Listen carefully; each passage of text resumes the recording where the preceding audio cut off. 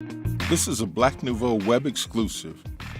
As part of this year's Juneteenth celebration, America's Black Holocaust Museum held its opening ceremony for its new building. Danny Glover was the guest speaker. Here is part 3 of that interview. So we talked a lot last night about anger and how anger is an okay thing as long as you use it productively. I also want us to take the moment and have a public conversation around psychic and historic memory, about trauma and about pain, how we heal individually and collectively. Well, certainly the America's Black Holocaust Museum is a center for that. And to talk about the trauma that we still live, the psychic trauma and the historic trauma. We made a reference last night to a poem by Langston Hughes, the trumpet player. And the trumpet player, anybody know the trumpet player? And wait a minute, we pulled this poem up last night, and I tried to read it myself. Danny took the paper, and he said, let me show you how it's done. But it says the trumpet young player. lady. This is Langston Hughes, 1944, the trumpet player.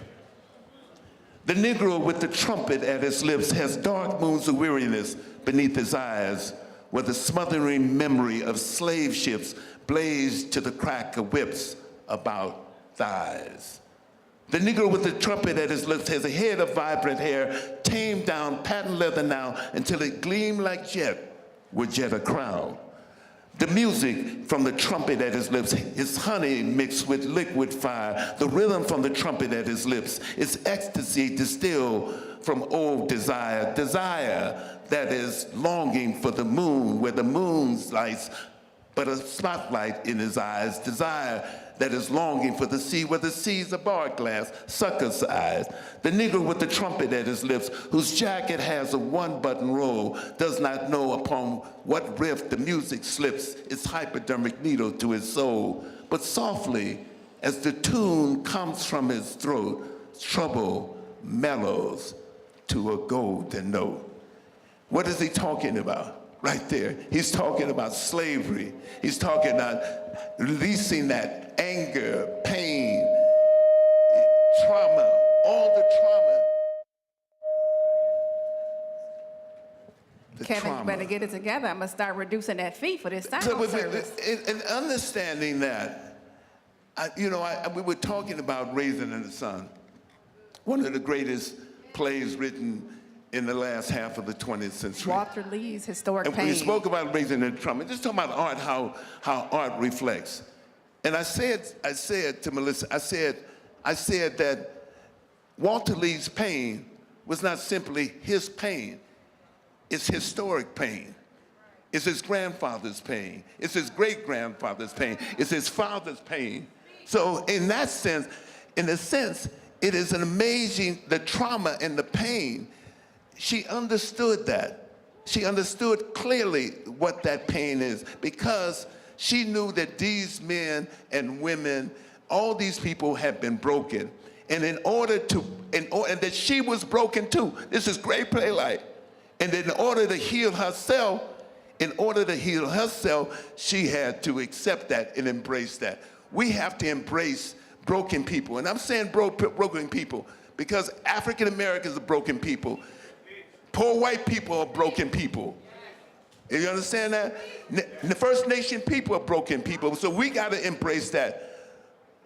Bishop Barber has had this poor people's campaign. Dr. King understood that.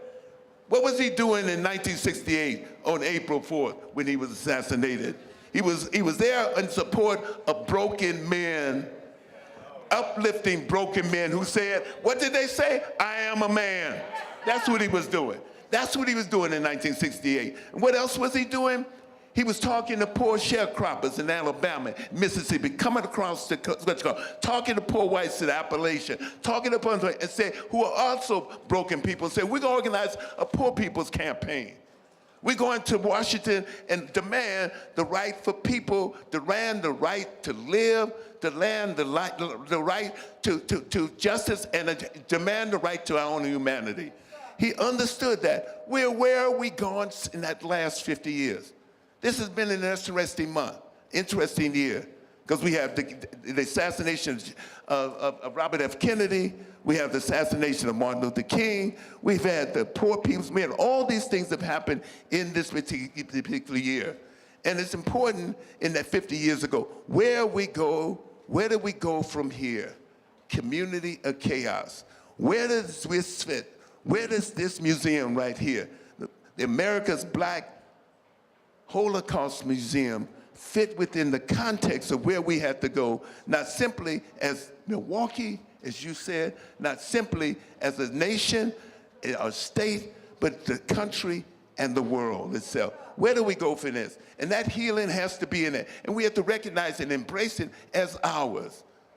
When we talk about the ideas of healing, of sitting there, we find different ways. And there are myriad of books, there are plethora of books about how we can go through our own process of self-healing. And we can talk about healing. But this has also been an interesting century as well, the 20th century. It's the history, it's the century of the self. The self, there's a history of, in the 21st century, particularly the last part of the 20th century, when we have to understand the role that technology has played on alienating us from each other, divorcing ourselves from that. We have to understand that. We have to realize that too. I applaud all the techniques and all the technology that we have in which we can communicate, social media, communicating, cell phones, and other ways in which we can communicate. But does that really bring us together as a community?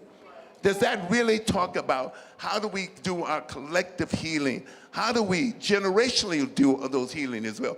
Those are the things that I think that are important to acknowledge as well. This Holocaust is the idea of lynching. I was first generation who was not born in the South. Not born in the South. My mother, part of my moral underpinning was my mother said, I'm eternally grateful for my mother and father. That's Mac and Reese May Huntley. Because I didn't pick cotton in September. I went to school in September. My mother was born in 1920. She graduated from Payne College in Augusta, Georgia, 1942. Right there. So understanding that. So there was a kind of much going. Not only was that she was in it, her grandmother, Mary Brown, who was our family matriarch, was alive when she graduated. Mary Brown was born in 1854. She was freed by the Emancipation Proclamation. Understanding that, freed by, so imagine a healer, Mary Brown. So her mother and father, Mac was born in 1892, my grandfather. All of them lived to be 99. 1892, my grandmother, 1895, lived to be 99. She saw the color purple, she said, I'm gonna get a switch after that boy. He knew he was raised better than to act like that. And mind you, let me tell you, every time I came there, and if I didn't show up for a long time, she didn't see me for a long time, I had to come with a switch. And you know, we all know what that is. There's a whole bunch of us that don't know what a switch looks like.